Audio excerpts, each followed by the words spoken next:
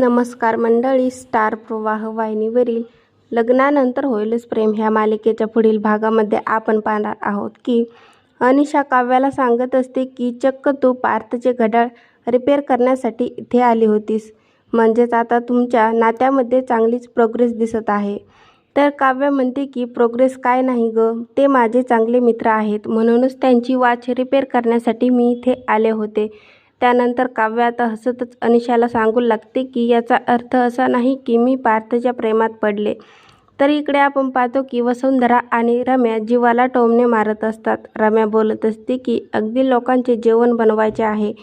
त्यावर वसुंधरा म्हणते की घरात काम करणाऱ्या सगळ्याच लोकांचे जेवण बनवायचे आहे, पण आपल्या घरात काही असे लोकही राहतात जे काम करत नाही, फक्त फुकटचं खातात. तर जीवाला कळतं की हे सगळे टोमणे आपल्यालाच मारत आहे, त्यामुळे तो रागातच तिथून निघून जातो.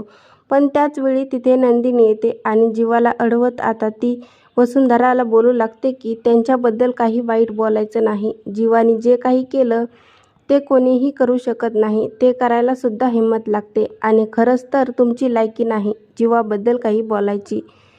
आता तुम्ही दोघींनी जायचं आणि फरशी पुसायला लागायचं. आता पुढील येणाऱ्या भागामध्ये नंदिनी कशा प्रकारे वसुंधराला तिची लायकी दाखवणार हे पाहणं अतिशय रंजक ठरणार आहे.